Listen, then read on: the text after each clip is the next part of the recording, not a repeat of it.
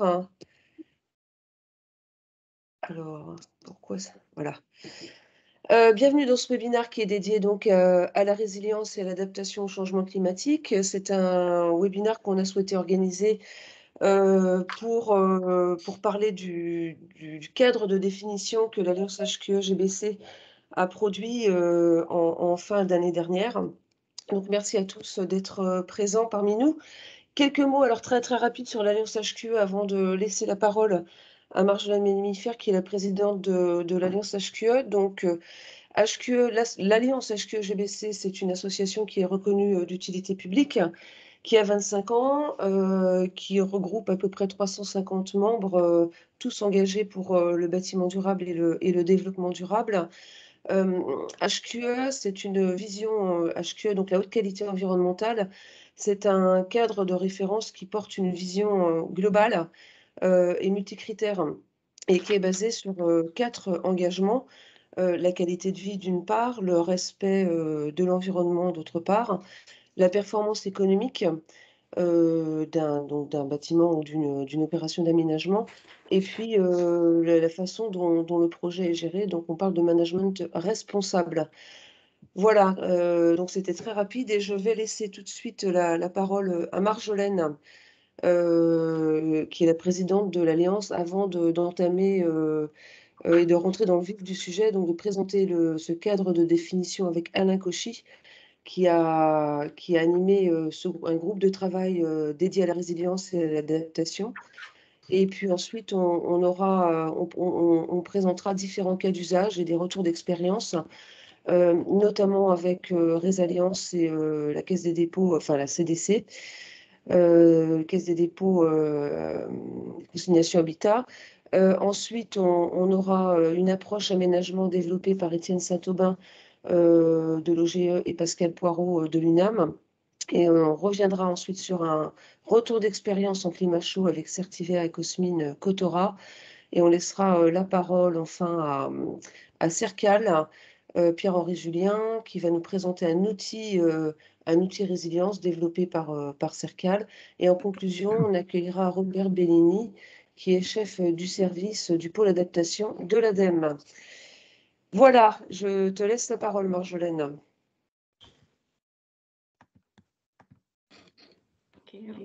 Merci Estelle. Bonjour à tous. Je suis ravie de vous retrouver pour cette nouvelle présentation des travaux de l'Alliance HQE-GBC. Alors, ce séminaire ne pourrait être plus à propos puisqu'il s'inscrit dans l'actualité hier de la parution du rapport du GIEC sur les impacts du réchauffement climatique et puis que paraîtra également dans quelques semaines celui sur l'atténuation, c'est-à-dire sur ce que l'on peut encore faire pour réduire les impacts du changement climatique. Le secteur des bâtiments, vous le savez, est important dans cet enjeu puisqu'il représente à l'échelle mondiale 38% des gaz à effet de serre. Si l'on considère également que l'aménagement a un impact aussi sur les contraintes de transport des habitants, alors cette part dans le réchauffement climatique pourrait même être encore plus importante. Alors, dans ce contexte, comment faire pour que notre environnement bâti réponde aux enjeux aujourd'hui et ceux de demain ? Comment s'adapter et être résilient face au changement climatique? La première des réponses, c'est de continuer l'effort pour réduire l'impact du secteur sur le réchauffement climatique, bien sûr. C'est notamment les travaux qu'on a pu mener sur l'impact bas carbone de la rénovation aussi. C'est travailler sur la mise en œuvre, vous le savez, de cette réglementation RE 2020 qui vise à réduire l'impact du secteur. Mais si les sujets se traitent aussi à l'échelle du bâtiment, pour parler de résilience, c'est davantage au niveau du quartier qu'il va falloir travailler pour travailler sur la résilience et sur l'adaptation, puisque c'est à cette échelle-là qu'on peut penser ces sujets. À ce titre, la loi Climat et Résilience du 22 août 2021 intègre la lutte contre l'artificialisation des sols. Cette loi définit l'artificialisation, la renaturation d'un sol, autrement dit la désartificialisation, et puis également l'artificialisation nette, qui est le solde de l'artificialisation et de la renaturation sur un périmètre et une période donnée. Elle vient préciser les leviers pour lutter contre cette artificialisation par la recherche d'un équilibre entre la maîtrise de l'étalement urbain, le renouvellement urbain, l'optimisation de la densité des espaces urbanisés, la qualité urbaine la préservation et la restauration de la biodiversité et de la nature en ville, la protection des sols, des espaces naturels, agricoles et forestiers, et bien sûr la renaturation des sols artificialisés. Elle donne donc les grandes lignes pour évaluer l'artificialisation, particulièrement dans les documents de planification. Pour la rendre opérationnelle, il faut maintenant des outils, et le cadre de définition que propose l'Alliance HQE-GBC en est un. Il propose un langage commun qui vise à encourager les acteurs de l'aménagement à agir, à anticiper, puisque c'est l'objectif, et à agir collectivement surtout. Donc vous l'entendrez à plusieurs reprises tout au long de ce webinaire. Avant de laisser la parole aux différents intervenants, je tiens donc à remercier à mon tour Alain Cauchy et l'ensemble des membres du groupe de travail Résilience et Adaptation pour toute cette réflexion menée pour que l'environnement bâti réponde aux enjeux climatiques d'aujourd'hui et de demain. Merci encore à vous pour vos engagements respectifs. Merci beaucoup Marjolaine. Donc maintenant, nous allons accueillir Alain Cauchy, directeur du patrimoine pour le groupe CDC Habitat. Oui, Alain. bonjour à tous. Oui. Bonjour. Bonjour Alain. Donc, vous avez animé ce groupe de travail là, pour résilience et adaptation au sein de l'Alliance HQ. Donc, c'est un groupe de travail qui a été nouvellement créé et donc qui a livré donc en fin d'année dernière ce cadre de définition. Quel était l'objectif de ce groupe de travail? Alors, ce groupe de travail a souhaité mettre en lumière cette notion d'adaptation qui, dans le secteur de la construction et de l'urbanisme, même si cette notion est de plus en plus présente, quand on a commencé ce groupe de travail, on a bien senti que même si le GIEC qui a été évoqué tout à l'heure par la présidente ou le plan national d'adaptation au changement climatique évoque ces notions dans ce domaine de l'urbanisme et de la construction, il est apparu important d'amener un certain nombre de définitions et un certain nombre de vocabulaires communs, comme l'évoquait là aussi la présidente, sur 5 domaines liés à l'adaptation et la déclinaison en 15 leviers d'action. C'était l'objectif qui a été retenu par ce groupe de travail. D'accord. Alors, il y a dans ce cadre de définition, on donne une approche de l'atténuation et une autre approche de l'adaptation. Est-ce que vous pourriez nous éclairer un petit peu sur les différences entre l'atténuation, l'adaptation et la résilience? Donc effectivement, ce sont trois notions qui sont désormais indissociables. Alors, l'atténuation, c'est la notion qui est aujourd'hui la plus partagée, effectivement, qui est inéluctable pour le secteur du bâtiment. Donc, on l'a rappelé, 25% des émissions de gaz à effet de serre, c'est pour le bâtiment une action inéluctable et c'est d'ailleurs la première c'est la première étape de l'adaptation, puisque maintenir des actions qui permettent de rester dans une trajectoire dite de 1,5 degré, c'est la première action d'adaptation. C'est-à-dire que si on va au-delà de cette échéance, de cette cible de 1,5 degré, on voit bien que ça sera toujours de plus en plus compliqué à s'adapter, justement. Alors, l'adaptation, c'est une nécessité. On connaît aujourd'hui un certain nombre d'événements climatiques. On connaît ces aléas climatiques. Mais on sait s'adapter à leur fréquence, à leur ampleur aujourd'hui. Mais l'adaptation, c'est une anticipation à des ampleurs qui risquent d'être toujours plus importantes et des fréquences toujours plus importantes. La Fédération française des assurances qui travaille sur ces sujets aussi l'a d'ailleurs rappelé dans un rapport assez récent où elle évalue à 143 milliards d'euros de sinistres à l'échéance 2050 ne serait-ce que pour traiter ces sujets de sinistres donc liés à ces aléas climatiques. Donc les processus sont déjà engagés, donc on n'a pas d'autre alternative que de s'adapter et de vivre avec ces aléas qui sont déjà présents ou ces sinistres qui arrivent dans le temps. Troisième notion, la résilience. Résilience comme une réponse à l'incertitude, c'est ce qui est noté sur le slide, puisqu'effectivement, on ne connaît pas tous les effets de ces changements climatiques. Et donc, on doit intégrer une aptitude à s'adapter sur la durée. Et donc, cette notion de résilience devient là aussi prépondérante dans ce domaine. Très bien. Et en fait, adopter une démarche de résilience, ça permet de répondre à quels enjeux? Alors, les enjeux, c'est de prévenir donc, les effets des aléas qu'on voit ici cités sur la slide, c'est-à-dire les principaux aléas, les vagues de chaleur, la sécheresse, les inondations, les submersions marines, les tempêtes. Ils auront un certain nombre de conséquences qu'on peut prévenir, en tout cas qu'on peut envisager. C'est donc bien sûr de maintenir la santé et le bien-être des populations qui sont sur ces territoires, la sécurité de ces populations au regard de ces risques, la continuité de service en cas de choc climatique, l'attractivité des territoires et des bâtiments. Donc ça, c'est une préoccupation qui est aussi importante pour tous les acteurs de l'urbanisme et de la construction. C'est-à-dire que est-ce que nos patrimoines seront toujours attractifs dans les années qui viennent? J'ai évoqué le coût des assurances, le coût des réparations. Là aussi, pour que l'équilibre économique puisse être maintenu sur la durée, il est important d'anticiper ces risques. Et enfin, l'approvisionnement et les ressources en ressources et les risques de pénurie. On le voit déjà apparaître, bien sûr, on a les prémices de ces difficultés. Approvisionnement en matériaux, risque de pénurie, c'est ce qu'on vit déjà et c'est ce qu'on risque de vivre de plus en plus souvent. Donc, adopter une démarche de résilience, c'est anticiper. Si on entend bien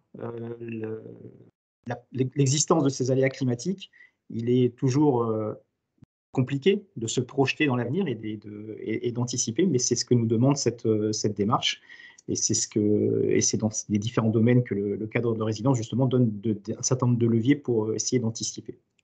Donc, à tous les niveaux de notre secteur d'activité, c'est-à-dire à toutes les échelles du cadre bâti, les bâtiments, les infrastructures, les parcelles, donc les opérations d'aménagement, dans le neuf comme dans l'existant. On a bien sûr à construire de mieux en mieux adapté aux futures conditions climatiques, mais on a tout un travail à réaliser sur le stock, c'est-à-dire comment on va adapter le patrimoine existant pour qu'il puisse continuer d'être utile dans l'avenir. Et puis en tenant compte aussi bien sûr des facteurs humains, facteurs financiers, facteurs techniques, pour que les solutions qu'on met en place, là aussi, soient pérennes dans la durée. Mmh. D'accord, donc finalement, c'est à partir de tous ces constats-là que l'Alliance HQE a produit ou réfléchi et rédigé ce cadre de définition. Est-ce que vous pouvez nous en dire quelques mots à partir de cette infographie qui a été réalisée à l'occasion de la rédaction du cadre? Exactement. L'objectif de ce cadre, c'était effectivement de donner de l'information, de présenter cette information de la manière la plus pragmatique possible et la plus lisible possible. Alors, comme je l'évoquais tout à l'heure, en la répartissant sur 5 grands domaines liés à la construction et à l'urbanisme. Donc d'abord, un premier domaine qui concerne les usages et les comportements. Comment, dans un bâtiment, dans un territoire, le public va se comporter en présence de ces aléas climatiques. Deuxième grand domaine, les conditions de santé et le confort des populations, c'est-à-dire comment nos bâtiments continuent de jouer le rôle qui est le leur dans la durée.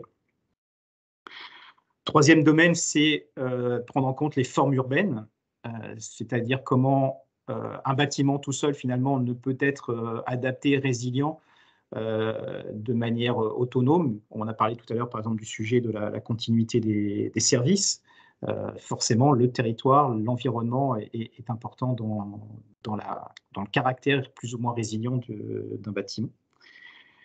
Le site et les terrains qui sont supports de ces bâtiments, puisque en fonction des conditions géographiques, on voit bien que les différents aléas climatiques n'ont pas les mêmes effets. Et enfin, un cinquième domaine qui est la planification, les réseaux, les services et les infrastructures. Comment toutes ces infrastructures vont être de nature à permettre la continuité de service, comme je l'évoquais tout à l'heure. On a Ce cadre a été envisagé sur les 6 principaux aléas, même si on peut aussi en envisager d'autres. Mais donc, ces 6 aléas qu'on évoquait tout à l'heure, les vagues de chaleur, la sécheresse, l'inondation, submersion marine, tempête et risque incendie. C'est tous ces aléas qui ont guidé, je dirais, les 15 leviers d'action qui ont été présentés dans chacun de ces 5 domaines. Très bien. Merci beaucoup Alain. Alors maintenant, on va passer à des cas d'usage.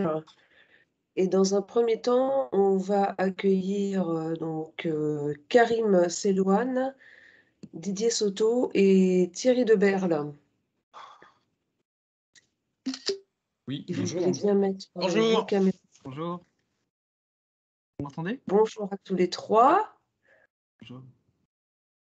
Donc là, il y a des travaux qui ont eu lieu en commun entre la Caisse des dépôts et Résalliance pour proposer un outil très opérationnel et qui fait vraiment écho au cadre de définition proposé par l'Alliance HQE. Donc Karim, si tu veux bien nous en dire quelques mots avant de rentrer dans le détail avec Didier et puis Thierry. Effectivement, S'il te plaît. merci Estelle. Alors, bonjour à tout le monde. Les travaux qu'on va vous présenter sont le fruit d'une collaboration entre la CDC Habitat et Résalliance, mais qui se sont également extrêmement nourris des travaux effectués dans le cadre du groupe de travail HQE sur la résilience. Et donc, nous avons essayé ici de trouver le moyen de rendre opérationnel et de voir comment est-ce qu'un groupe de travail permettant la certification de projets de bâtiments pouvait trouver un écho dans des outils de développement opérationnel répondant à des impératifs de gestion d'actifs immobiliers. Donc, je vais pas revenir sur ce qu'a dit Alain Cauchy tout à l'heure, mais nous sommes partis à la base de ce cadre que vous voyez ici, réparti dans ces 5 grands domaines qui ont été bien présentés tout à l'heure. Et sur cette base-là, nous avons, nous, par contre, établi plusieurs aléas, non pas les 6, mais nous sommes allés sur 11 aléas climatiques, mais également de voir comment est-ce que les aléas combinés pouvaient également impacter de manière différenciée les bâtiments de manière physique et de manière fonctionnelle. La suite, Didier? Alors, c'est pas moi qui ai la main, du coup, ce Ah, d'accord. sera. Voilà. Et donc, Et voilà. à toi, Thierry. Oui, bonjour à toutes et à tous. Donc, je suis Thierry Deberle, je suis responsable du pôle stratégie énergétique et environnementale de CDC Habitat. Et donc, moi, ce matin, je vais vous parler de notre approche pour développer notre plan d'adaptation au changement climatique. Donc, juste un bref rappel, hein, CDC Habitat, c'est le premier bailleur de France, à la fois constructeur et gestionnaire de logements. Et c'est une filiale à 100% de la Caisse des dépôts. Donc, on possède un patrimoine qui aujourd'hui est constitué d'un peu plus de 510 000 logements, ce qui représente environ 12 000 bâtiments. Et ce patrimoine est implanté sur l'ensemble du territoire, en métropole comme en Outre-mer. Alors, depuis 2008, en fait, CDC Habitat avait déjà travaillé et continue à travailler et à développer ce qu'on appelle, nous, notre plan stratégique énergétique, ce qui nous a permis de diminuer la consommation moyenne de nos logements d'environ 40%. Et en 2018, on a fait le constat que le changement climatique était acté, en cours, et qu'on devait se préparer et préparer nos bâtiments à s'adapter à ces évolutions.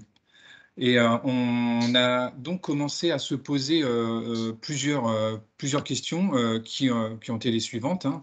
C'était déjà de se dire quels étaient nos enjeux et pourquoi on cherchait à s'adapter.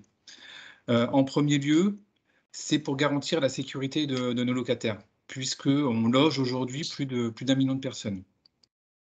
Un second point, c'est qu'on souhaitait continuer à assurer le confort de nos logements, tout en continuant à maîtriser les consommations énergétiques et ainsi assurer l'attractivité de nos logements. Je pense notamment ici au confort d'été, qui a été vraiment le premier axe d'approche vis-à-vis du plan d'adaptation au changement climatique, et qui a après traité tous les autres aléas.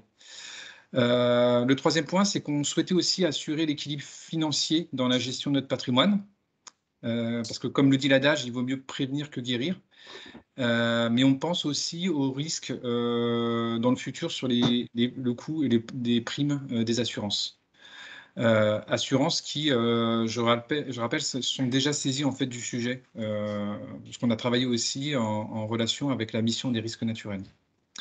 Et enfin, on a identifié un risque aussi d'image pour CDC Habitat, qui est une filiale de la Caisse des dépôts et qui se doit d'être aussi exemplaire sur ces sujets d'atténuation et d'adaptation au changement climatique. Donc, sur la slide suivante, donc, une fois qu'on avait identifié les enjeux et les risques, en fait, on s'est tourné en 2018 donc, sur les méthodes et les outils qui pouvaient exister. Et très rapidement, on s'est aperçu qu'il n'existait rien à notre échelle, à l'échelle du bâtiment. Et donc, c'est à partir de ce moment qu'on a décidé de développer notre propre plan d'adaptation au changement climatique. La première étape, ça a été de définir d'abord nos besoins en tant que gestionnaire de patrimoine, à travers les questions suivantes. Premier point, c'est est-ce que nos bâtiments sont aujourd'hui adaptés? Comment peut-on évaluer la vulnérabilité de notre patrimoine face à différents aléas climatiques actuels et futurs? Une fois qu'on a fait ça, quels travaux seraient à prévoir pour améliorer la résilience de nos bâtiments? Quelles préconisations seraient à intégrer dans nos référentiels de construction, aussi bien en maîtrise d'ouvrage interne qu'en VFA, et en travaillant aussi avec les promoteurs? Et enfin, une dernière question, c'est où est-ce qu'on devait aussi investir peut-être préférentiellement en fonction des risques climatiques identifiés sur différents territoires? Donc, une fois qu'on s'est posé ces questions qui ont permis de définir nos besoins, la seconde étape, comme je vous disais, c'était, étant donné qu'il n'existait pas d'outils, ça a été de développer des outils et une méthodologie qui nous permettrait en fait de répondre à ces questions. Et c'est là qu'a débuté en fait notre aventure avec Résalliance, et notamment Didier, qui va vous présenter la suite du travail qu'on a pu mener. Ok, merci Thierry.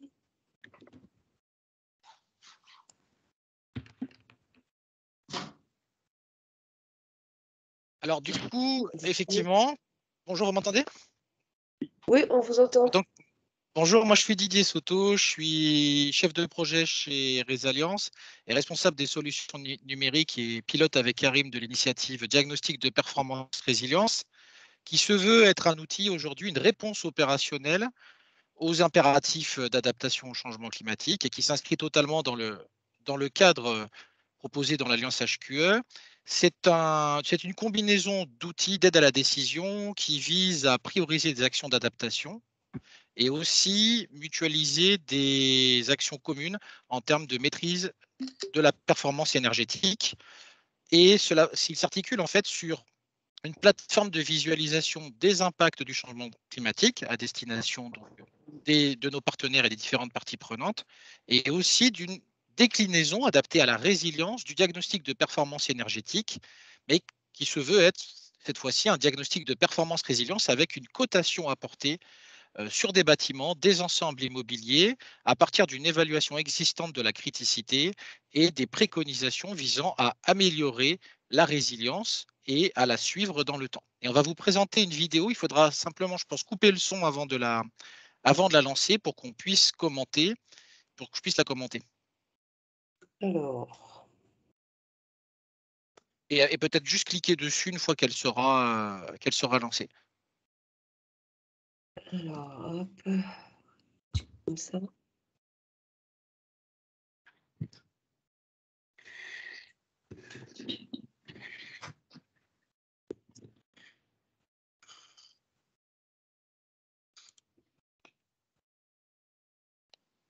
Parfait, merci.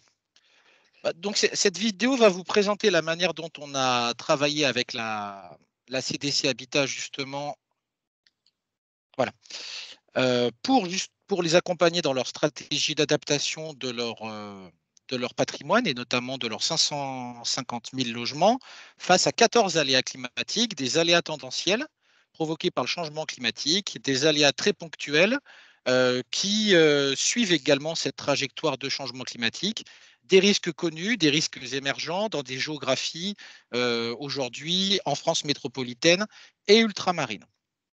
Et donc, ce diagnostic de performance résilience, ça va s'appuyer donc sur une plateforme de visualisation numérique dont vous allez voir ici un extrait, sous la forme d'une plateforme SIG appliquée sur l'ensemble de la France métropolitaine qui offre une navigation à plusieurs échelles Ici, en toile de fond, vous voyez l'exposition au niveau communal de certains aléas climatiques. Ici, l'inondation, le scénario RCP 8.5, le pire. Et les points de couleur du vert au rouge représentent la criticité de l'ensemble des bâtiments détenus par la CDC Habitat, toujours selon ce scénario RCP 8.5 à l'horizon 2050. L'intérêt, c'est qu'on peut naviguer sur plusieurs territoires, plusieurs directions interrégionales, évaluer la criticité pour un aléa, pour plusieurs aléas, déterminer la part d'un aléa et sa prédominance par rapport à un autre. Et derrière, en fait, on a une brique d'outils qui permet de renseigner les impacts de chaque aléa climatique au sein d'un ensemble immobilier. On y intègre des questions de sécurité, de confort, de continuité d'usage direct et indirect. Et on a en phase pré-diagnostic une première notation qui apparaît à l'issue donc des choix réalisés par l'utilisateur. C'est un outil qui peut être utilisé en phase pré-diagnostic sans visite de terrain, mais aussi avec une visite de terrain. Et c'est aussi un de ses intérêts, c'est qu'on peut constater déjà des désordres actuels et des désordres futurs que le changement climatique pourrait amplifier. Et on a réalisé lors d'une première mission plusieurs diagnostics qui se sont après matérialisés via une opération plus renouvelée avec un nom plus important.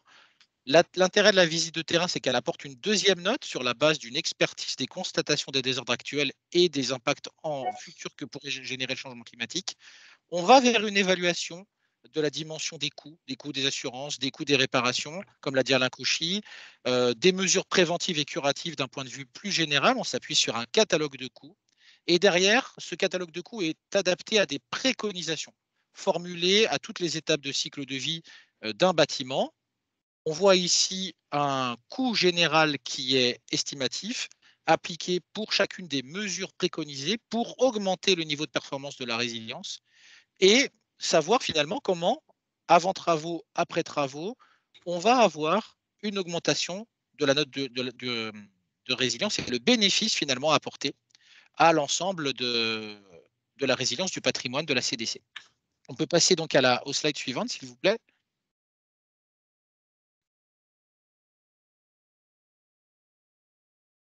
Celle-ci aussi, vous pouvez la passer. Et donc, là, ce qui va nous intéresser maintenant, c'est que, alors là, vous êtes allé un petit peu trop vite. Il faut juste revenir à la slide d'après, s'il vous plaît. À la slide d'avant, pardon. En fait, ce qui va nous intéresser également, c'est de pouvoir, à travers le diagnostic de performance résilience, en constituer un outil d'évaluation du cadre et des 15 leviers d'action. Parce qu'on sait finalement que le bâtiment en lui-même est forcément dépendant d'un cadre bâti. Et ce cadre bâti est composé donc des bâtiments et dans l'ensemble des réseaux. Vous pouvez aller à la slide d'après.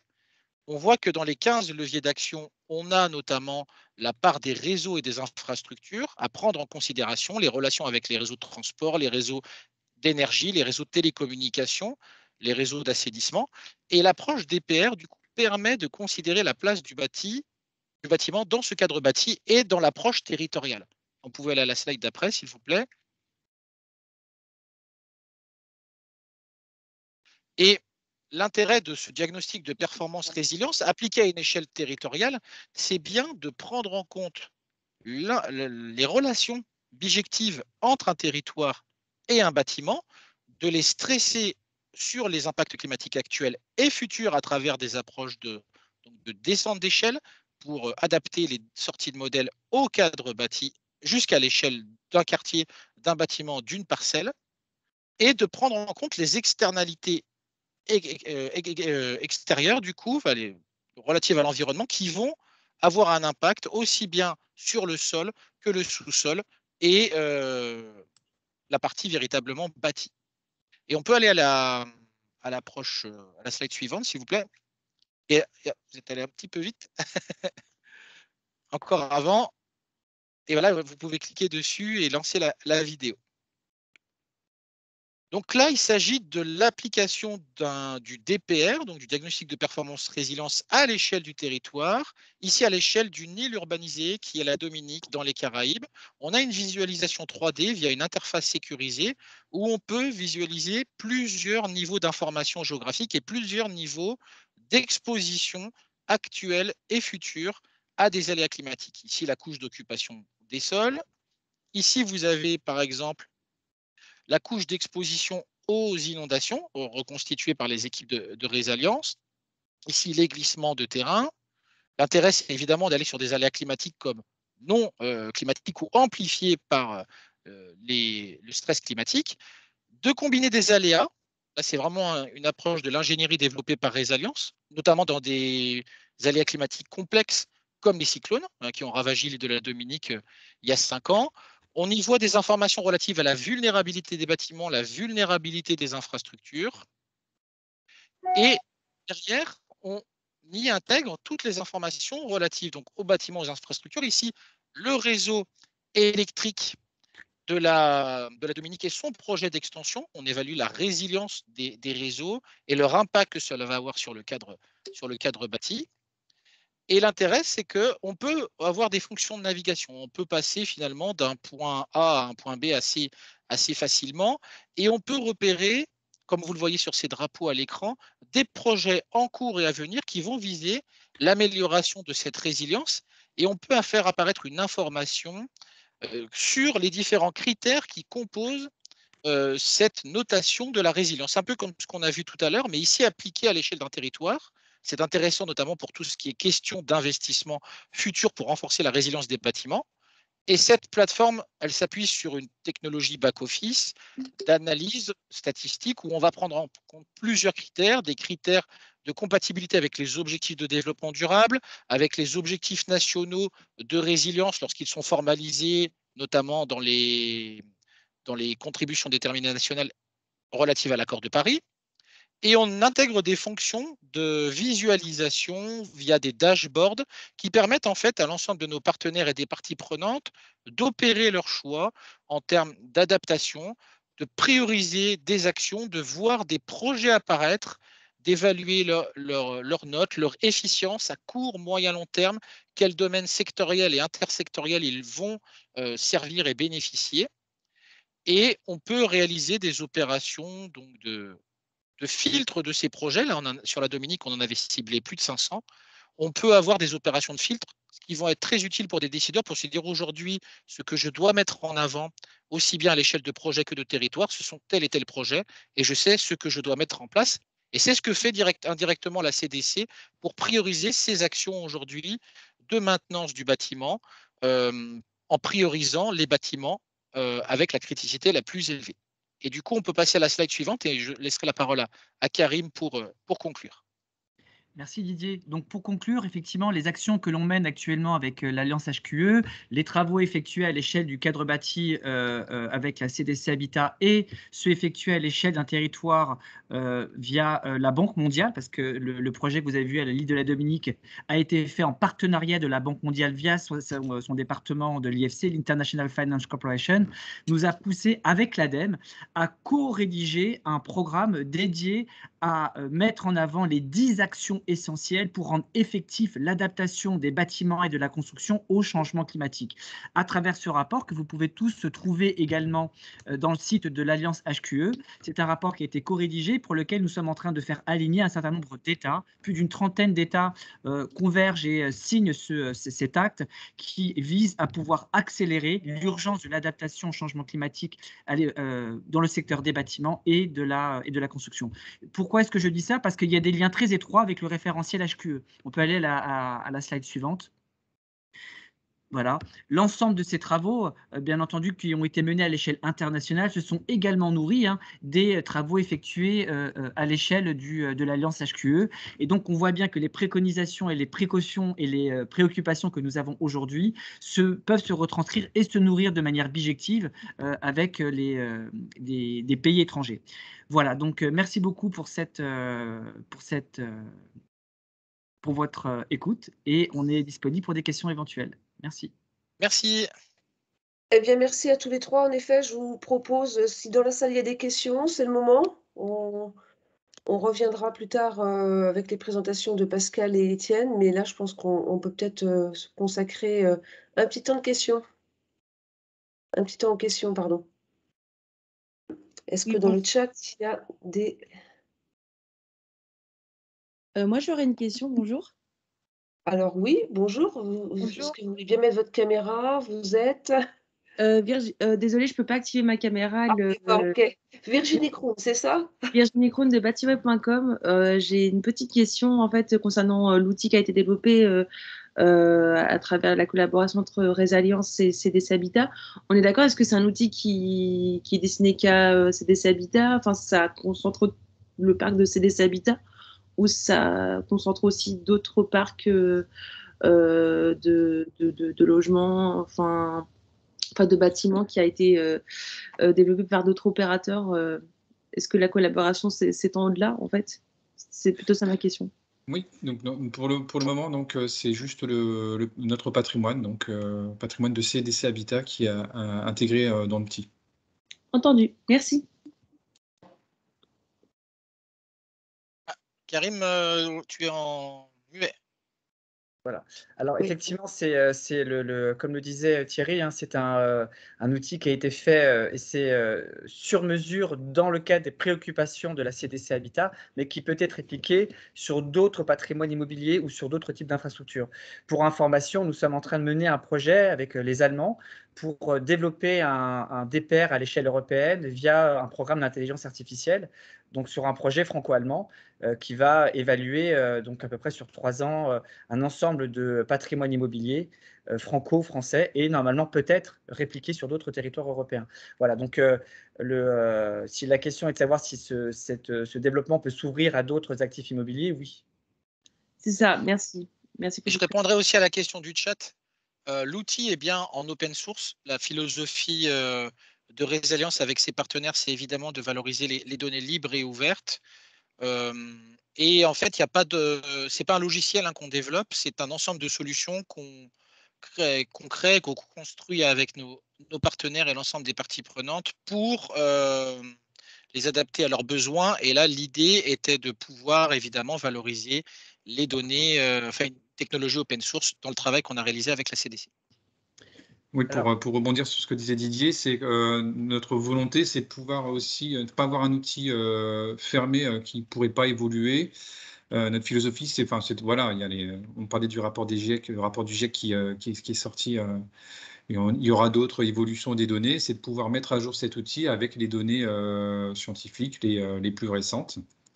Donc voilà, c'est pour ça que nous, on s'était orienté plutôt sur le scénario RCP 8.5. Si demain, il semblerait que ce soit le plus probable, mais si d'aventure, ça devait s'arranger ou empirer, on préfère que ça s'arrange, mais il faut qu'on puisse nous aussi évaluer, enfin changer l'évaluation de la résilience de nos bâtiments en fonction des données scientifiques disponibles. Et j'ai vu qu'il y avait un message concernant la normalisation ISO. Alors, il faut savoir que Resilience, on est copilote du programme sur la normalisation des bâtiments et des infrastructures à l'AFNOR et on co-représente, parce qu'on a un collectif bien entendu, au niveau CEN, donc au niveau européen et au niveau ISO.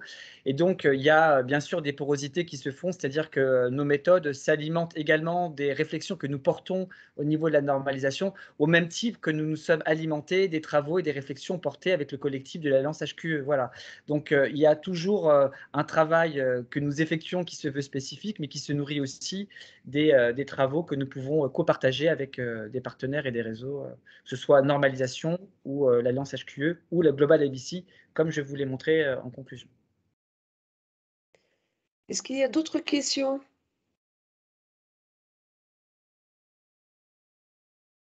Bon. Merci. Merci beaucoup pour la clarté du propos. Merci. Merci à toi, Estelle. Alors, je vais reprendre les slides. Tac.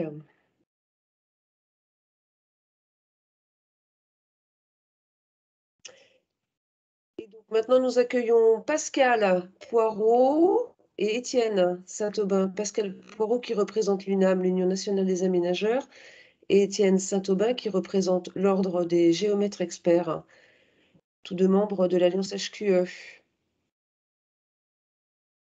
Pascal, Étienne? Oui. Bonjour. Bonjour à tous. Bonjour à tous les deux. Alors, on va rentrer un peu plus dans le cadre de définition qui a été rédigé par l'Alliance HQE. Alors, on ne va pas forcément revenir dans le détail des différentes thématiques, donc il y en a 5, mais pour l'approche aménagement, je vous propose qu'on revienne peut-être sur la thématique, enfin tout ce qui concerne la planification et les formes urbaines. Qu'est-ce que vous pouvez nous en dire, Étienne? Merci Estelle. Mais c'est vrai qu'on a beaucoup parlé du bâtiment jusqu'à présent, puisque c'est le lieu où on vit, le lieu où on travaille.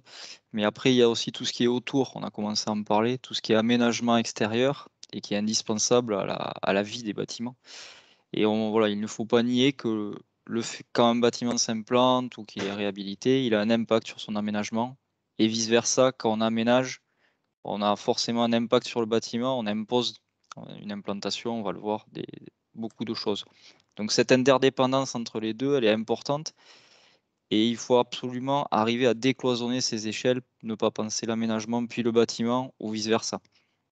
Il faut donc arriver à planifier, à coopérer, anticiper pour parvenir à avoir une continuité des services, notamment les services en cas de mode dégradé, en cas d'aléas climatiques. Voilà. Et Pascal, vous vouliez ajouter quelque chose? Oui, alors moi je prône l'acte d'aménager avant l'acte de construire. Bon, Étienne vient de le dire, il y a évidemment une interdépendance entre les deux. Néanmoins, c'est quand même au niveau de la planification et au niveau de l'aménagement, finalement, qu'on prévoit le cadre bâti. Donc, le temps de la réflexion, qui est un temps très long sur l'aménagement, sur l'urbanisme, est absolument indispensable. Et il faut aussi s'attacher à l'historique d'un territoire et penser à son histoire. On s'aperçoit, je vous ai fait rire l'autre jour quand on en a discuté ensemble, on s'aperçoit qu'on a encore aujourd'hui sur notre territoire national des voies qui ont été créées par les Romains et qui sont toujours utilisées, dont le tracé est toujours utilisé par les voies d'aujourd'hui.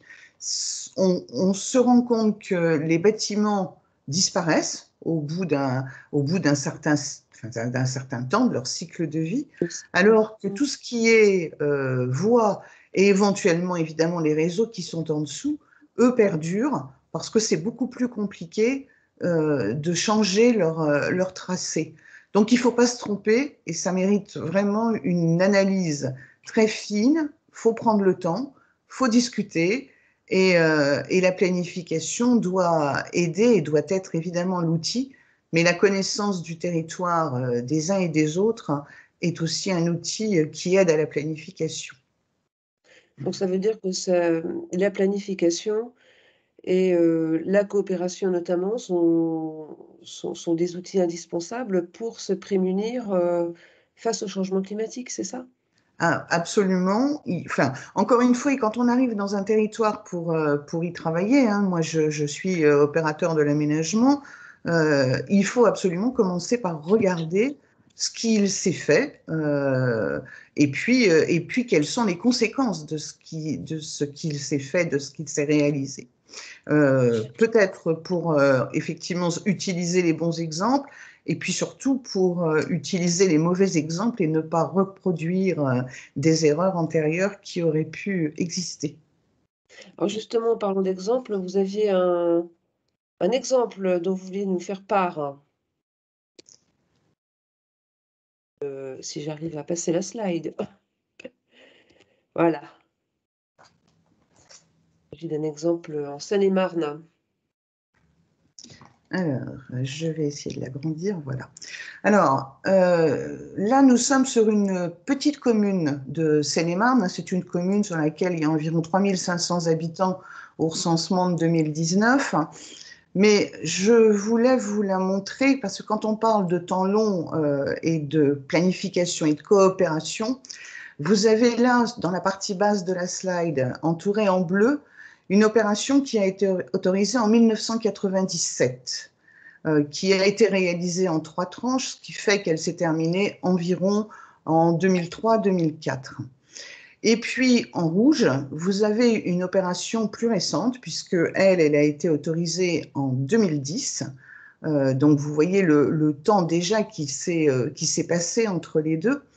Néanmoins, c'est finalement un seul et même quartier, puisque la commune avait un objectif déjà de relier deux villages. Choconin était un village, Neufmontier en était un autre, et ils ont fusionné en 1970.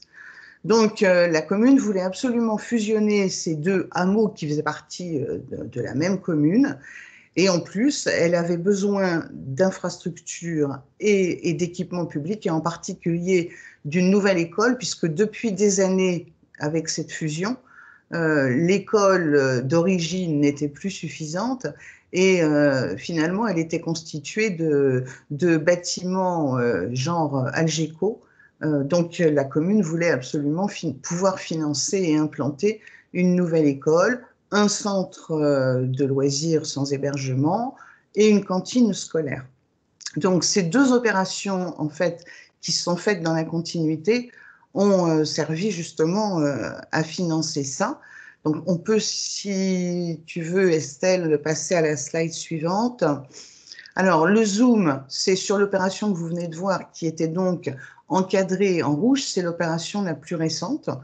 Et là-dessus, on a travaillé, premièrement, bon, évidemment, sur la gestion alternative des eaux pluviales, puisque on est en Seine-et-Marne, on est dans un département où il pleut énormément. On est aussi dans un département où il y a beaucoup de vent, puisque c'est une plaine, hein, avec une agriculture céréalière très importante. Mais on a aussi travaillé sur les implantations des futures constructions, puisque l'aménagement sert aussi à ça. On prescrit des volumes et des implantations du futur bâti. On ne livre pas un terrain comme ça en laissant chacun faire ce qu'il veut. Donc, on a travaillé beaucoup sur la forme du bâti, en s'inspirant évidemment des maisons anciennes du bourg, mais également en prévoyant des petits collectifs, puisque là aussi, il y avait un vœu très fort de la municipalité de créer des logements sociaux. Donc ces logements sociaux, vous les voyez, ils sont matérialisés en noir sur le plan. Donc on a du collectif et de la maison de ville en noir, en logement aidé. Et puis ensuite, le reste, ce sont des lots libres qui peuvent paraître peu denses. Mais encore une fois, on est dans un petit village, on est à 3 km de Meaux. Et par rapport au tissu bâti que vous apercevez, qui est le plan cadastral, hein, les bâtiments en gris clair, vous vous apercevez qu'on a quand même travaillé sur la densification de ce nouveau quartier. Néanmoins, plus on a densifié au niveau de l'implantation des bâtiments, plus on a travaillé sur la proximité immédiate d'espaces libres, d'espaces naturels, et vous voyez tout le vert sur le plan, de manière à ce que les gens qui avaient peu d'espace ou moins d'espace, je dirais privé, puissent avoir directement accès à un espace public. On peut passer, si tu veux, à la slide suivante. Ah oui, alors, pardon, sur ce plan, c'est pas grave. Sur ce plan, mais sur celui que vous avez, sur la photo que vous voyez également, on a, alors là c'est à l'angle bas à gauche, c'est la fameuse école dont je vous parlais, qui s'est implantée donc et qui a été financée par les deux opérations consécutives. La première à l'époque c'était un PAE, un programme d'aménagement d'ensemble, qui a permis de financer une partie de l'école. La deuxième opération a été montée avec un PUP, un projet urbain partenarial. Et là, on a agrandi l'école et on a financé le restaurant scolaire. Là, voilà, merci. Donc, vous voyez effectivement là sur cette photo aérienne, vous avez la notion de ce qui a commencé à se bâtir, puisque l'opération n'est pas complètement construite, mais elle est déjà bien avancée. Vous voyez donc tous ces espaces verts qui l'animent, et puis vous avez toute la...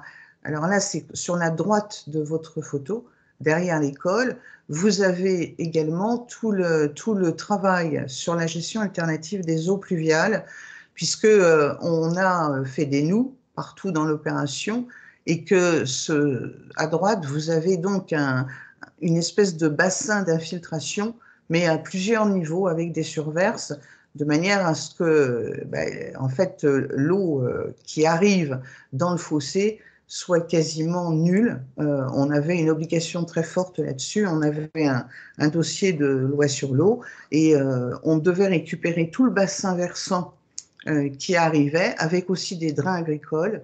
Et néanmoins, nous, notre rejet dans le milieu naturel, dans le Rhu qui est en partie basse, était quasiment nul. Donc, on a eu un gros travail à faire sur l'infiltration de l'eau. Néanmoins, pour que ce bassin d'infiltration ait aussi une valeur pédagogique, et puisqu'il était juste derrière l'école, on en a fait en fait justement des jardins pédagogiques dans lesquels les instituteurs peuvent emmener leurs élèves. Il s'agit d'une école primaire, et on leur montrer en fait tout le biotope qui se développe, avec en particulier des plantes aquaphiles, et puis la faune qui se développe dans un milieu humide. On peut, je pense, passer à la slide suivante. Là, en fait, sur la droite, vous avez donc l'école, et vous voyez tous les espaces qui sont de part et d'autre de la voie, qu'on a travaillé pour la rendre un petit peu plus étroite qu'à l'origine, puisque là, il s'agissait d'une voie préexistante. Mais vous voyez tous les espaces qui sont aussi des espaces d'infiltration, mais qui créent aussi une ambiance de rue un petit peu plus agréable qu'elle ne pourrait l'être si les constructions étaient directement le long de cette voie, avec le tracé de mobilité douce qui, elles, sont complètement perméables, évidemment. Dans le fond, vous apercevez les petits immeubles. Alors, je pense qu'on va avoir une slide où on la verra mieux, mais les petits immeubles qui sont donc du petit collectif de logements sociaux, juste en face l'école. Là, vous avez des commerces qui ont été créés sur la première opération, de manière à créer aussi des services à proximité immédiate des habitations et de ce nouveau quartier. Donc, pareil, hein, vous voyez l'ambiance de rue qui est très végétale. On peut passer à la slide suivante. Et là, vous avez une autre vue. Donc, les petits collectifs de logements sociaux dont je vous parlais, à gauche sur la nouvelle opération, à droite sur l'ancienne opération, et au fond, donc, l'école à gauche. Ça nous a vraiment permis, en fait, de travailler sur une nouvelle centralité de ce bourg, et finalement de recréer un espace, enfin, des espaces de vie entre ces deux hameaux d'origine qui étaient complètement séparés l'un de l'autre. Ok, Pascal, merci beaucoup. Alors, la question qu'on a envie de poser à l'issue de cette présentation-là, c'est est-ce que finalement une opération d'aménagement bien pensée, bien calibrée et pensée dans sa globalité, avec tous ces paramètres, est-ce que c'est une réponse ou une partie de réponse à une stratégie de résilience? Il me semble que oui. Après, vous pouvez m'apporter la contradiction et j'essaierai d'argumenter. Mais oui, je suis convaincue, encore une fois, que on est presque dans une notion d'urbanisme de projet, hein, sur un projet d'aménagement comme ça. On a eu la chance de pouvoir travailler sur un temps très long, je vous l'ai dit, mais avec les mêmes élus. Donc on n'était pas pris dans la durée d'un mandat électoral. On a eu la chance d'avoir un maire qui a été réélu à plusieurs reprises, qui avait une vision vraiment longue de son territoire, qui avait des objectifs très forts. Et on a travaillé pendant toutes ces années avec cette équipe, et évidemment, la confiance s'est installée, ce qui nous a beaucoup facilité les choses, et y compris dans la concertation, alors pas avec les nouveaux usagers, puisque c'est vrai que c'est très compliqué pour une opération d'aménagement. On part quasiment de rien et on n'a pas forcément les usagers futurs. Mais par contre, étant donné qu'on avait déjà fait une opération, on a pu travailler sur la continuité de cette opération et avec le nouveau projet que je vous ai présenté, on a pu travailler aussi avec ces habitants qui étaient venus et qui eux aussi étaient en confiance et on a pu les faire vraiment participer activement. Donc oui, enfin moi je pense que c'est une nécessité absolue, encore une fois, de travailler sur l'aménagement et sur le temps long. Très bien. Merci beaucoup Pascal. On va interroger Étienne maintenant qui lui aussi va nous faire un retour d'expérience, nous faire part d'un retour d'expérience. Oui, merci. Je vais profiter des propos de Pascal pour rebondir sur le temps long. Voilà, pour présenter un projet d'urbanisation d'une route romaine. Voilà, justement. Et montrer que si on n'anticipe pas, voilà, c'est beaucoup plus compliqué derrière. Ouais, je veux bien. Voilà, donc là, je vais vous parler là d'une urbanisation sur une route départementale, ancienne nationale, qui en fait, qui reliait Toulouse à l'Espagne, donc vraiment historique. Alors, ce projet se passe dans le cadre d'un appel à projet national là, pour la réalisation de pistes cyclables, et en fait, qui a entraîné une démarche un peu plus globale. Voilà, l'objectif étant de baisser les émissions de CO2 et de faire un report modal entre le vélo et la voiture, et de permettre justement le développement des zones et de faire venir de nouveaux porteurs de projets autour de cet axe structurant. Alors, on va passer à la slide suivante. Voilà, donc là, on est sur une ancienne route nationale, très routière, qui traverse donc une ville, Haute-Rive, là, qui fait 10 000 habitants.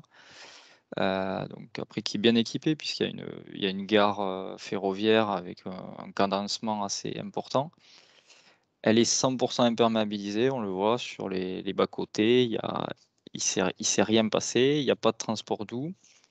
Et donc là, on le voit moins sur la photo, mais sur une grande partie, on a des friches industrielles. C'est-à-dire qu'on avait beaucoup d'industries, d'activités, et on a un renouveau en fait qui est en train de se passer, et y compris sur l'habitat, puisqu'on est sur un habitat très peu dense, alors qu'on est sur l'axe principal de la commune.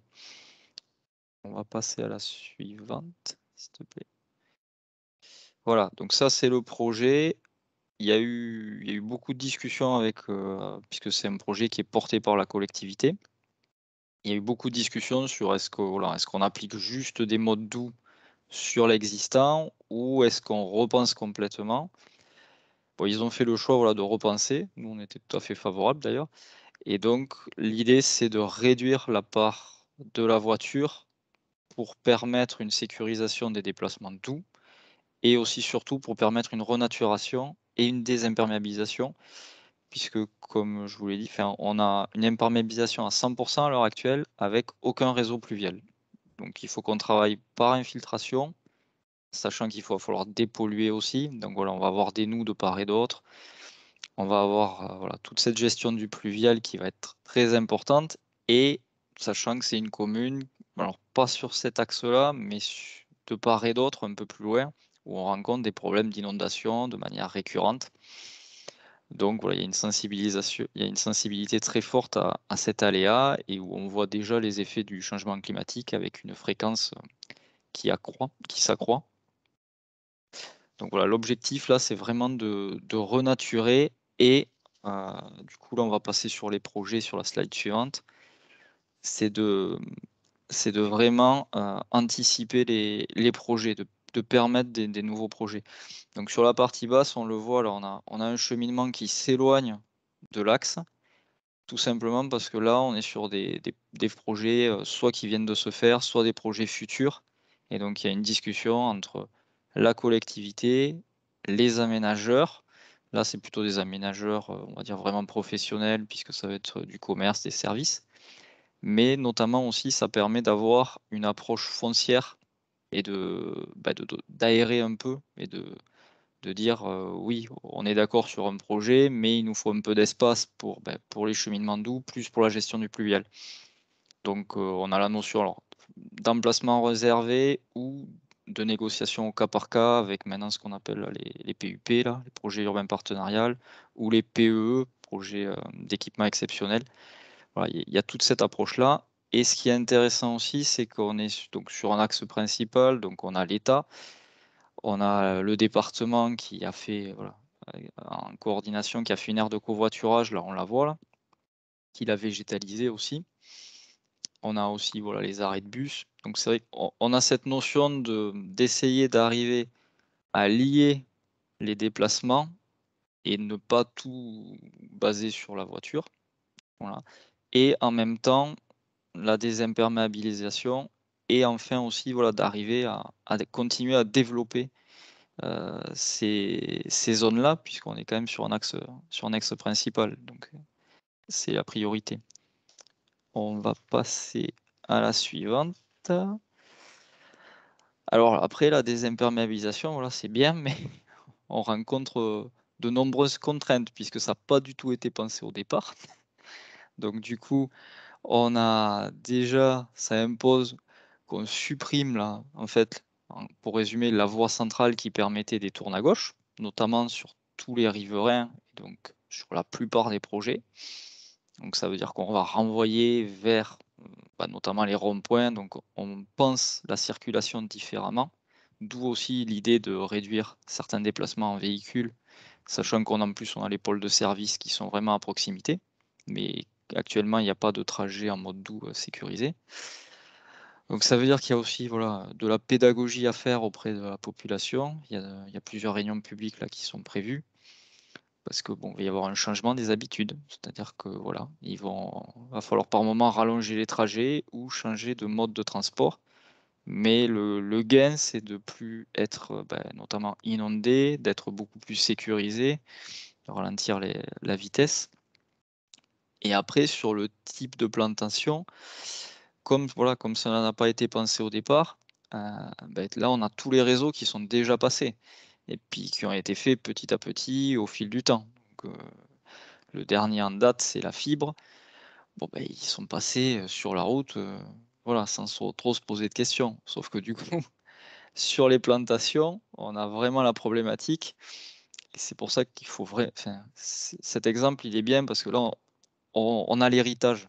Alors que si ça avait été pensé au départ, si on avait gardé peut-être plus d'emprise foncière, si on avait dit on concentre les réseaux sur telle zone, on ne se poserait pas ces questions-là. Mais là, du coup, c'est vrai qu'au niveau des plantations des arbres, des arbustes, on va être obligé de faire du cas par cas pour savoir exactement ce qu'il y a dessous dans le périmètre, est-ce que ça interfère ou pas.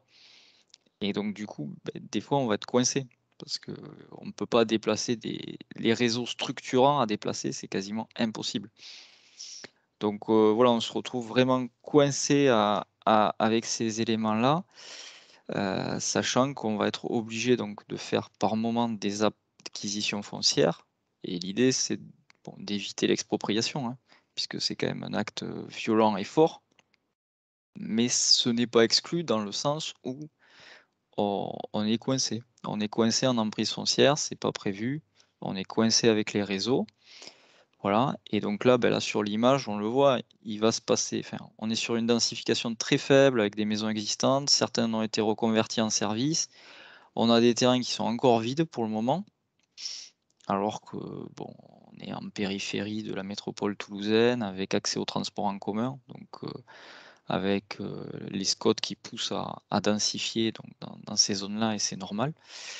Voilà, donc l'idée c'est d'anticiper et donc d'intégrer tous ces retours, notamment en termes de planification urbaine dans la révision du PLU là, qui vient d'être lancée. Voilà, donc c'est vrai qu'on a cette démarche globale, mais on s'aperçoit que c'est vraiment important sur le neuf actuellement d'anticiper. Parce que voilà, ça c'est un héritage, il a peut-être 30, 40, 50 ans, voire plus. Et là maintenant, on doit faire avec un peu. Voilà, on Alors, a moins de il y marge a de manœuvre. l'anticipation et puis, Étienne, tu as parlé du fait de penser différemment. Oui, parce que on a toujours tendance à dire, on pense sur les usages actuels. Voilà, on fait on a un projet, un bâtiment avec tel usage, mais comme l'a dit Pascal, les bâtiments, ils vivent, voire de plus en plus, ils se recyclent, enfin, voilà, ils disparaissent, ils reviennent. L'aménagement, il y est, il reste. C'est quasiment impossible à déplacer. Voilà. Déplacer une route, déplacer des réseaux, ça entraîne des perturbations à l'échelle d'une commune, de plusieurs communes. Donc c'est très très compliqué. Donc c'est vrai que quand on passe l'aménagement de l'espace public ou futur public, il faut arriver à se projeter sur des décennies, ce qui est vraiment très compliqué. Mais ça veut dire aussi qu'il faut le temps de la réflexion et il faut bien avoir tous les acteurs. Voilà, il faut avoir à la fois les communes, les porteurs de projets, si on peut, les usagers futurs, mais c'est jamais très évident. Voilà. Mais c'est vrai qu'il faut du temps. Il faut beaucoup de temps. Des fois, enfin, c'est normal de prendre entre guillemets plusieurs années pour penser. Finalement, la réalisation va assez vite par rapport à la réflexion. Si on résume. Très bien, donc le penser ensemble. C'est ça. Alors, peut-être qu'on peut prendre quelques questions avant de passer à la présentation de Cosmine. Est-ce qu'il y a des questions?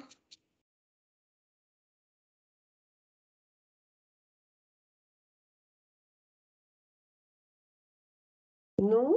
Ben, c'est que c'était très clair. Dans le chat?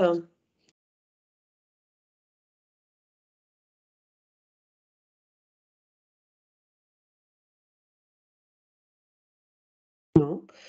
Ben, je vous remercie tous les deux et je vais donc reprendre les slides et passer la parole à Cosmine.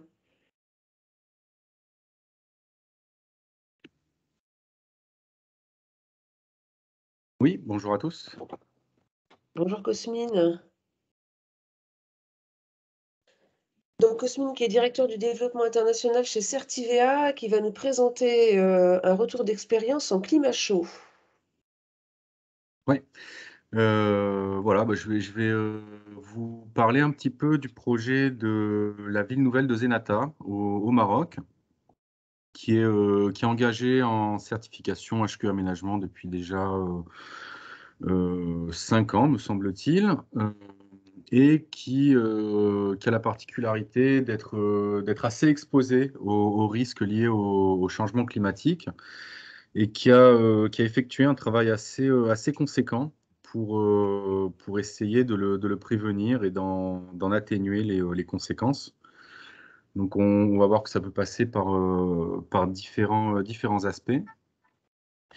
Alors déjà, un petit rappel sur le référentiel HQ Aménagement. Donc, c'est un référentiel qui permet d'aborder comment dire, la démarche développement durable d'un projet d'aménagement du territoire. Voilà, c'est pas uniquement urbain, ça peut s'appliquer à des projets de stations touristiques, de zones d'activité, d'écoquartiers, de campus universitaires. Enfin voilà, dès lors qu'on traite de la transformation d'un territoire, on peut utiliser ce référentiel qui se distingue un petit peu d'autres référentiels applicables au territoire par sa flexibilité, puisqu'il s'appuie sur un système de management qui se décline sur des exigences qui sont à chaque fois reliées aux différentes phases du projet, donc du lancement du projet, aux analyses initiales, à la mise en œuvre, et puis à la livraison du projet. Et tout ça doit être fait dans le cadre d'indicateurs qui sont proposés par le projet sur 19 thématiques qu'on voit ici sur la slide. Et donc là, j'ai pu en identifier déjà 3 qui concernent directement la thématique du changement climatique. Et puis après, il y en a d'autres qui sont liés un petit peu moins directement, même si les actions qu'on pourra effectuer dans ce cadre vont contribuer à, comment dire, à la réduction du risque lié au changement climatique. Mais bon, là, il y en a 3 qui apparaissent. Il y a la résilience dans l'axe de la qualité de vie. l'adaptabilité et évolutivité des territoires, et puis aussi énergie et climat. Voilà. Donc pour venir au retour d'expérience sur la ville nouvelle de Zenata, voilà donc une petite présentation rapide. Donc c'est un projet de 1670 hectares qui est directement situé sur la côte marocaine, à mi-chemin entre Casablanca et Rabat. Donc c'est un territoire qui était pas construit jusqu'à il y a peu, qui était directement aux abords d'une ville qui s'appelle Mohamedia, mais qui est identifié de très longue date, depuis des dizaines d'années même, comme un territoire de développement stratégique pour le Royaume du Maroc, puisqu'il avait déjà depuis les années 70 vocation à désengorger un petit peu l'agglomération de Casablanca.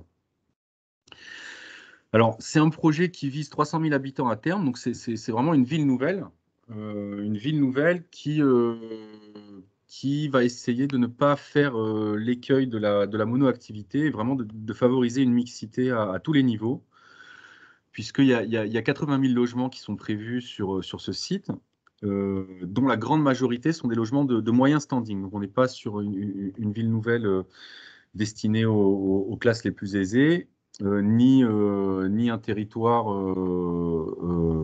destiné aux populations les plus défavorisées, mais vraiment une volonté de mixité importante.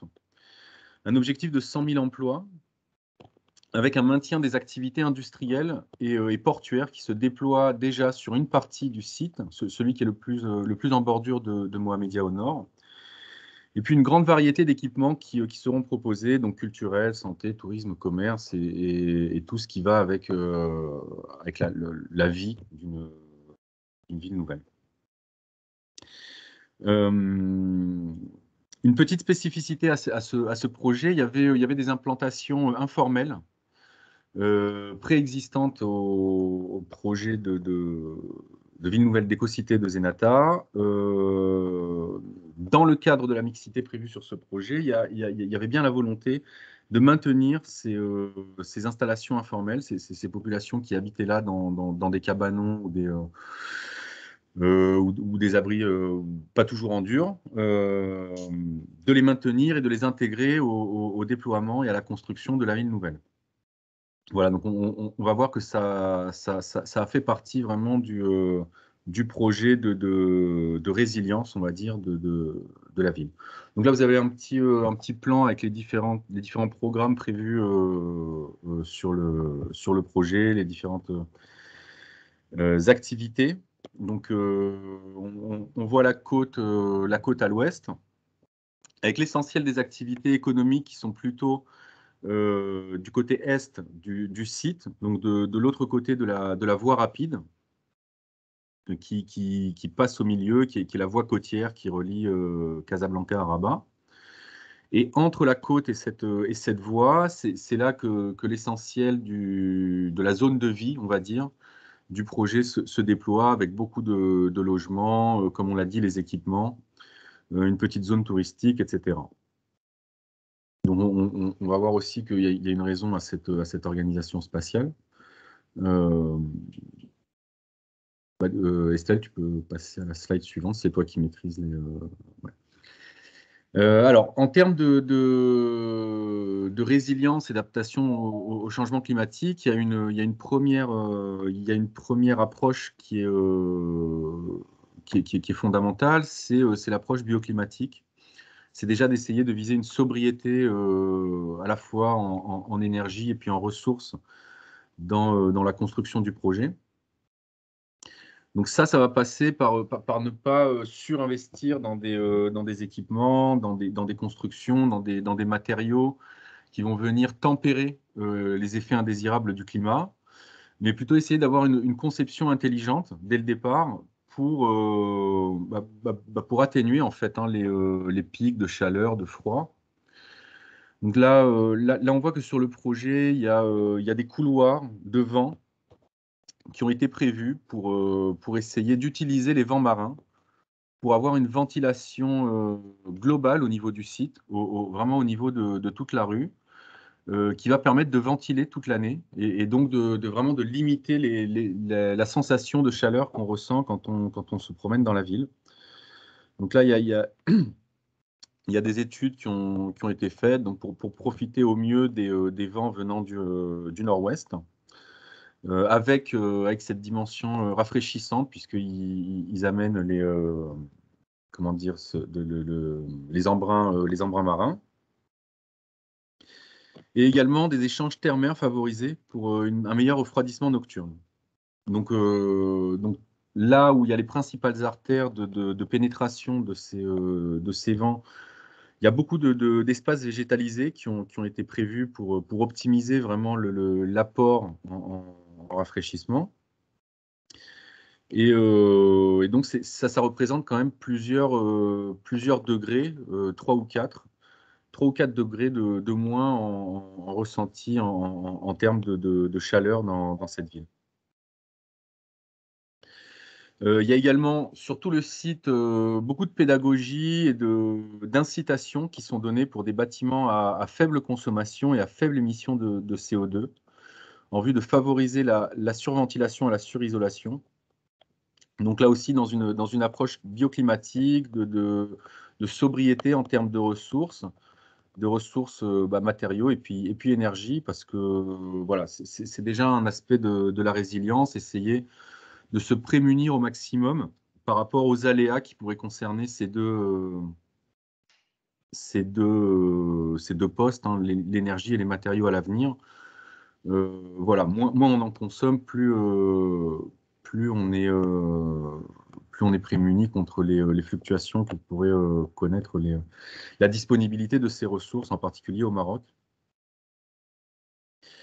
Réduction des émissions de CO2 et de chaleur liées au transport. Donc là, il y a une disposition de vitesse réduite qui a été prévue pour tout le transport routier qui va passer sur cette artère au niveau de la ville nouvelle. Donc ça aussi, dans un but d'atténuer les dégagements de chaleur qui vont créer de l'inconfort au niveau des occupants de la ville. Et puis il y a relativement beaucoup de zones piétonnes, hein, qui sont prévues dans cette agglomération par rapport à d'autres projets au Maroc. Donc là aussi, dans un but d'éviter les dégagements de chaleur trop importants et les consommations de ressources pas toujours utiles.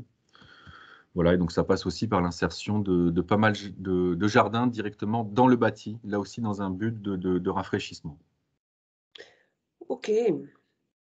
Voilà, donc ça c'était pour l'approche bioclimatique. Et ensuite, il y a un certain nombre d'actions qui ont été mises en œuvre directement pour lutter contre des effets possibles du changement climatique.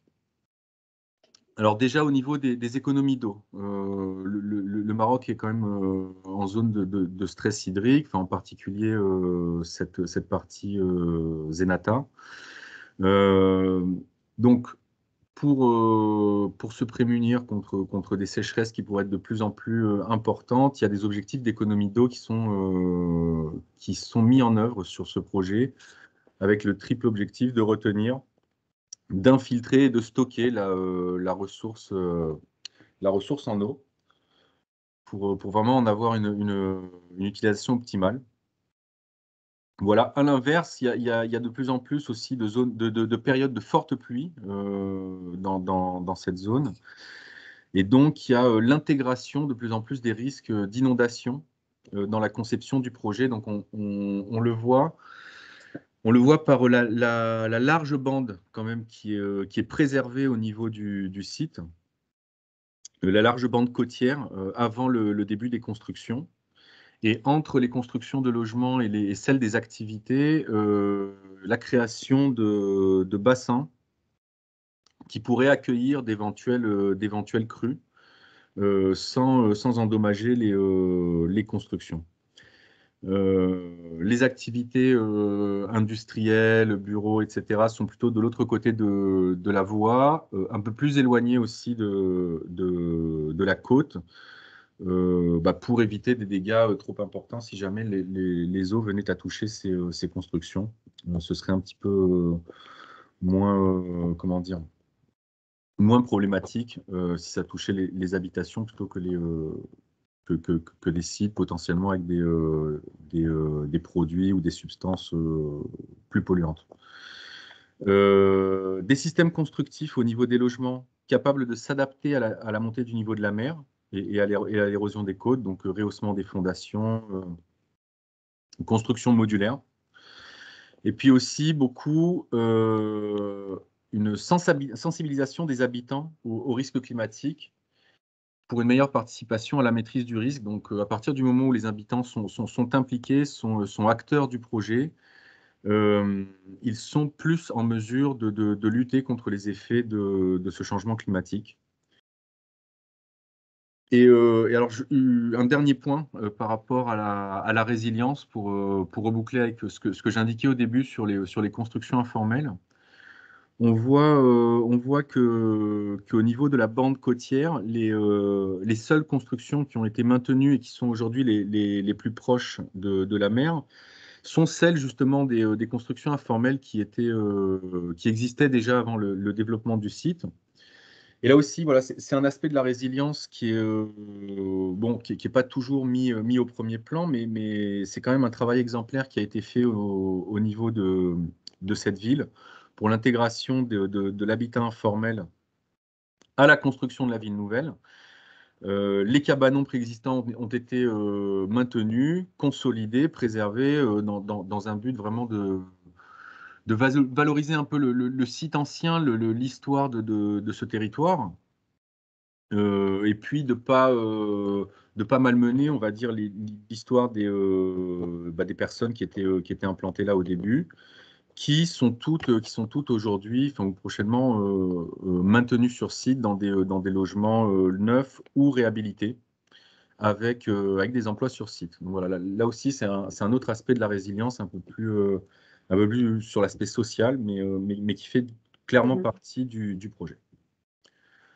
Voilà ce que je peux dire sur ce projet d'éco-cité de Zenata. Merci Cosmine. On n'est pas très en avance, donc merci pour ce retour d'expérience et puis pour toute cette réflexion là pour penser la ville résiliente, hein, finalement. S'il y a des questions, je propose qu'elles soient posées dans le chat, hein, comme ça nous permet d'avancer avec la jolie photo, avec Pierre-Henri Julien Cercal qui lui va nous présenter. Bonjour Pierre-Henri, d'abord. Pierre-Henri, je te laisse la parole pour présenter l'outil que vous avez mis en place chez Cercal, l'outil résilience. Oui, tout à fait. Donc, bonjour à tous. Oui, nous avons développé, dans le cadre de la certification NF Habitat HQE, donc là on zoome vraiment sur le bâtiment, un outil pour traiter la question de la résilience. Donc l'outil a été créé en 2017, donc ça fait déjà 5 ans. C'est une éternité à l'échelle des changements qui s'opèrent aujourd'hui, mais il a gardé toute son efficacité. Ça montre aussi à quel point nous essayons d'accompagner et d'orienter les maîtres d'ouvrage au plus tôt et vers les sujets les plus fréquents. Et à l'époque, la résilience en était un. Donc on a créé cet outil en 2017 et on l'a intégré dans le cadre de la certification en 2018. En créant une rubrique spécifique résilience au sein de nos référentiels. Vous voyez à droite nos référentiels NF Habitat HQE, et vous voyez à droite le cadre de référence du bâtiment durable HQE, avec 3 des 4 engagements, qualité de vie, respect de l'environnement et performance économique. Et donc les rubriques hébergent les différentes exigences. Alors en lançant cet outil, on a permis aux maîtres d'ouvrage de pouvoir se confronter leur bâtiment en stade de conception avec les problématiques des aléas, qu'ils soient climatiques ou autres. Nous avons donc 4 ans d'expérience sur le sujet, 1500 opérations HQE se sont utilisées l'outil et se sont confrontés à ce sujet. Donc on a constitué une petite base de données exploitables sur la façon dont les maîtres d'ouvrage traitaient le problème.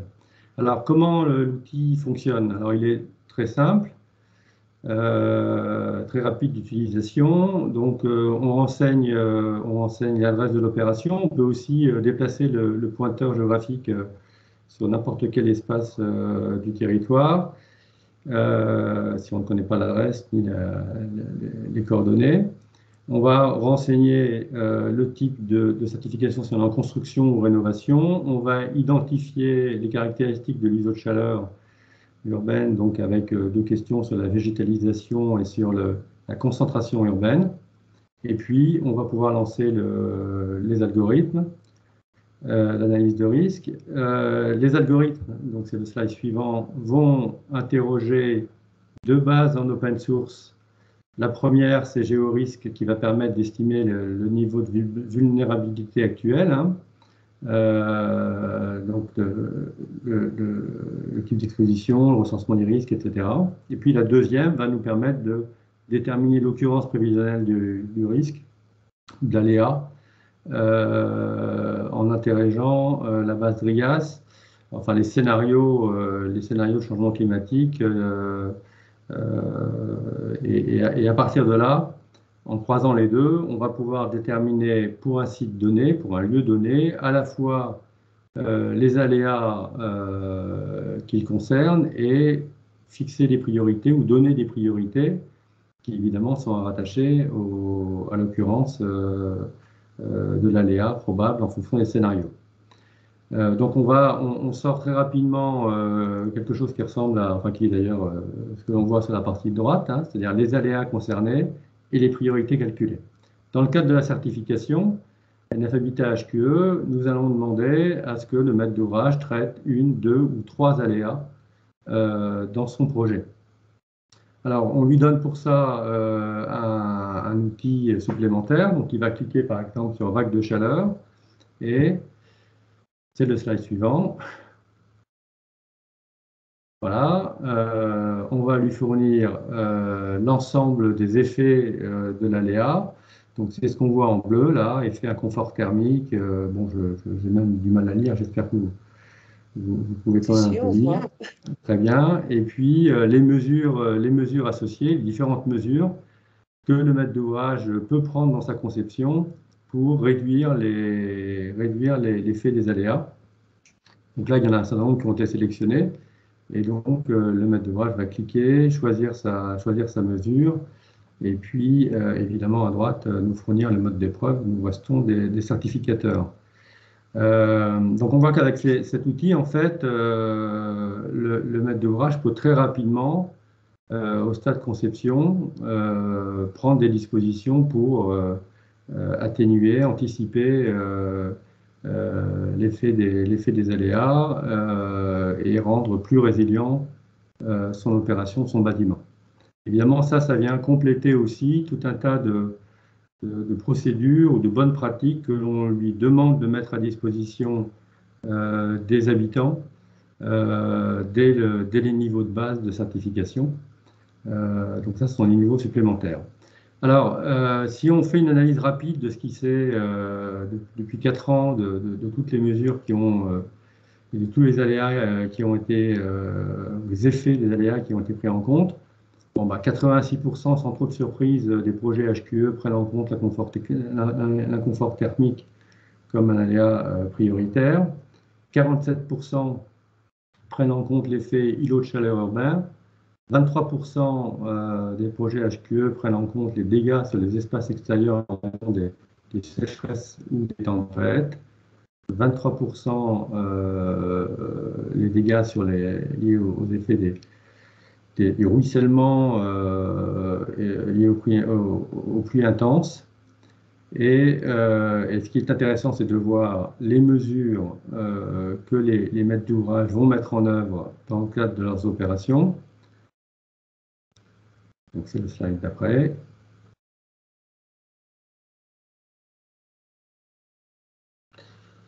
On voit là dans nos bases que la très grande majorité vont aller, alors pour répondre au problème de l'inconfort thermique, donc on va aller mettre des protections statiques, donc des protections solaires extérieures. On va principalement végétaliser les espaces extérieurs et limiter l'imperméabilisation des sols et lutter contre les effets de phénomènes d'îlots de chaleur. Et puis, on va travailler l'éclairage naturel pour limiter les consommations électriques. Donc voilà, cet outil, depuis 5 ans, donne donne des résultats assez satisfaisants. En tout cas, répond à la demande, hein, qui est de s'assurer que les maîtres d'ouvrage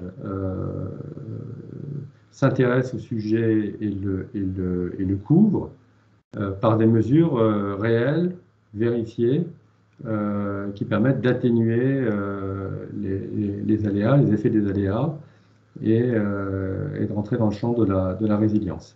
Donc évidemment, cet outil, il a 5 ans, il est en phase d'évolution encore. On s'est basé sur un scénario qui était le scénario RCP 4.5. On va le faire évoluer pour aller chercher des scénarios GIEC plus contraignants. Mais voilà, c'est un outil qui marche et qui donne plutôt satisfaction. On peut peut-être, alors cet outil est disponible. Il est disponible évidemment pour les clients de la certification. Il est disponible au plus grand nombre à travers le site internet keitel.org et puis à travers l'outil d'évaluation ou d'auto-évaluation, hein, qui est mis à disposition de tous pour à la fois des maîtres d'ouvrage, mais aussi des architectes, des AMO, des bureaux d'études, pour anticiper, auto-évaluer des projets. Et cet outil, c'est l'outil d'éval NF Habitat, d'évaluation NF Habitat, qui est disponible aussi sur Google Play ou Apple Store en mode smartphone. Voilà, qui permet d'aller chercher l'outil et de l'utiliser. Très bien. Merci beaucoup Pierre-Henri. S'il y a des questions, je n'en vois pas a priori, mais s'il y en a, vous pouvez les poser dans le chat ou vous pouvez nous les adresser aussi à nous directement, on les relaiera auprès de Pierre-Henri. Merci beaucoup. Est-ce que Monsieur Bellini est en ligne? Oui, bonjour à toutes et à tous. Bonjour. Alors, je vous laisse conclure ce webinaire, cette séquence. Merci beaucoup et merci de l'invitation. Je vous en prie. Donc peut-être pour vous présenter quand même rapidement, donc vous êtes chef du service du pôle adaptation de l'ADEME. Oui, je remplace Pierre Deroubet, que vous connaissez peut-être et qui est au service. Absolument, il a participé à nos travaux sur la résilience, oui. Très bien, oui. Alors moi je suis au pôle adaptation au changement climatique, qui est dans un service un peu transverse. Notre rôle par rapport au rôle de Pierre, notre rôle c'est de faire le lien entre des stratégies sectorielles et des stratégies qui sont plus territoriales, avec un parti pris de s'appuyer sur des trajectoires. Donc les trajectoires permettent de travailler sur du court terme, moyen terme, long terme, et puis de pouvoir s'abstraire d'une temporalité qu'on ne maîtrise pas toujours, avec des incertitudes qui sont parfois difficiles à évaluer.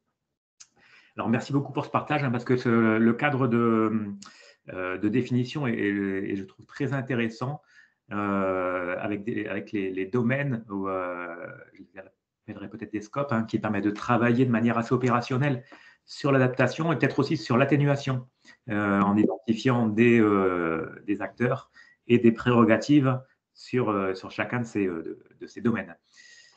Donc, c'est vraiment une idée, c'est vraiment un cadre de définition à partager. Pour ça, je verrais peut-être des liens à faire pour valoriser le travail de manière immédiate que je voudrais partager avec vous. C'est peut-être sur ces 3 points. Le premier, c'est sur un travail qu'on va commencer dans le cadre d'un projet sur les SAFN, les solutions d'adaptation fondées sur la nature. Donc, c'est un travail de vulgarisation pour dire comment les SAFN peuvent se positionner dans l'ensemble, dans le bouquet des actions d'adaptation au changement climatique pour le secteur du bâtiment. Et donc là, ce serait intéressant de pouvoir reprendre aussi le travail que vous avez fait pour dire, voilà, on a des définitions qui permettent de segmenter le cadre bâti et le bâtiment. Deuxième point qui m'est venu en vous écoutant, c'était la question du potentiel d'économie d'énergie qu'on peut voir en actionnant l'ensemble des leviers dans les différents domaines.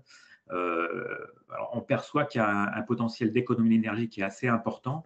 On a essayé de le chiffrer dans une étude récente. Pour ça, il y a des situations de référence à travailler autant du point de vue technique que du point de vue climatique. Ma question, c'est est-ce que le cadre de définition permet d'avoir ce travail un peu segmenté sur la partie technique et la partie climatique. Dans le cadre de définition, d'ailleurs, il y a un levier qui est sur les données climatiques. Et puis, troisième point, et c'est peut-être un petit appel du pied, notamment pour certains des auditeurs, on lance à l'ADEME également une expérimentation pour évaluer les stratégies d'adaptation, pour faire une sorte d'audit externe sur les stratégies d'adaptation que les acteurs du bâtiment peuvent mettre en place. Ça, c'est un travail qui va courir en 2022. Et là, on a tout juste lancé un appel à volontariat de la part d'entreprises qui voudraient contribuer à cette évaluation. Donc là, si vous êtes intéressé, n'hésitez pas à me contacter directement et je vous donnerai les liens. Et pour finir, je pense qu'il y a le centre de ressources adaptation au changement climatique qui peut être un endroit aussi où on valorise ces travaux. Donc, n'hésitez pas à aller sur ce centre de ressources, à demander à ce que vos publications soient référencées, voire à fournir des commentaires, des recommandations sur la structuration de ce centre de ressources qui est là pour tous les acteurs et pour tous les secteurs. D'accord. Encore merci pour ce partage. Moi, je retiens deux choses. Donc, il y a un appel du pied, comme vous l'avez dit, aux auditeurs, mais il y a aussi un appel du pied à l'Alliance HQE pour envisager une collaboration future à partir du cadre de définition proposé par l'Alliance HQE, si je comprends bien. En tout cas, un cadre de définition, c'est hyper important.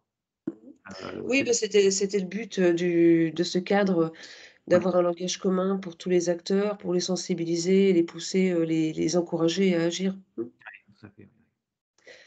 Voilà, mais je crois qu'on a fait le tour pour ce matin. Merci à tous, d'avoir participé à ce webinaire et puis, merci aux intervenants, bien sûr et donc, à très bientôt. Merci beaucoup. Merci, au revoir. Au revoir.